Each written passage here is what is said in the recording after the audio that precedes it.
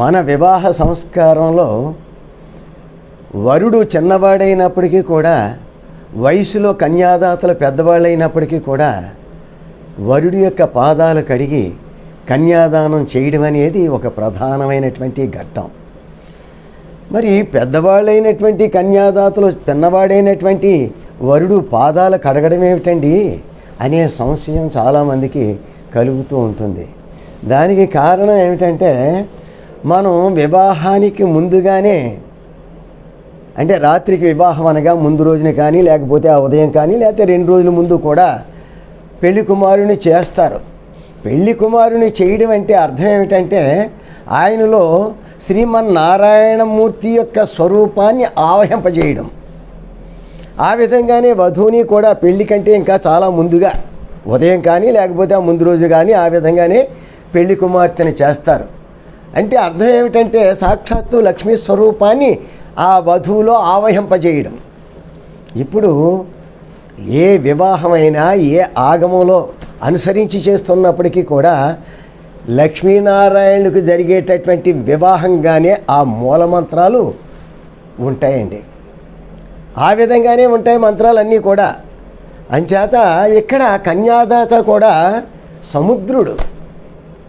కన్యాదాత ఆ శ్రీ మహావిష్ణువుకి తన కుమార్తె అయిన క్షీరరాజ తనయ కదా, క్షీర సముద్రరాజ తనయ లక్ష్మీదేవి క్షీరసాగర మతంలో పుట్టింది కదా. ఆ విధంగా సముద్రుడే ఇక్కడ కన్యాదానం చేస్తూ ఉన్నాడు. మరొక విశేషం ఏమిటంటే, సృష్టి ఆది యందు శ్రీమన్నారాయణుడి యొక్క పాదాల నుంచే ఉద్భవించింది గంగా స్వరూపం కూడా.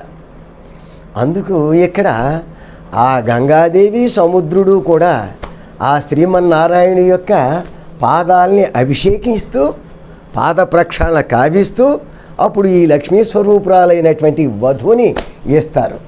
ఆ విధంగా జరుగుతూ ఉంటుంది. మనకి మంత్రాలన్నీ కూడా అవే, కాకపోతే ఆ తంతుల్లో చిన్న చిన్న తేడాలు ఉంటాయి.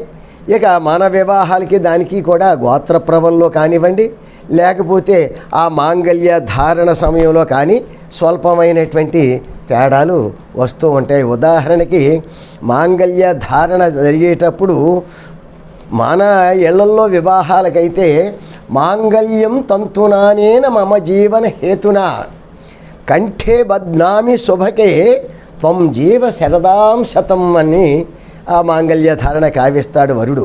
దీని అర్థం ఏమిటంటే, నా జీవనానికి ఆధారభూతురాలువైన నువ్వు నాకు ఆధారభూతురాలువు కాబట్టి నీ మెడలో ఈ 3 ముళ్ళతో కూడా నిన్ను బద్ధము చేయుచున్నాను, అంటే నీ మెడలో కట్టుచున్నాను, 100 ఏళ్ళు వర్ధిల్లుము ఓ వధువాని ఆ సంకల్పంతో చెబుతూ ఉంటాడు. అలా కడతాడు.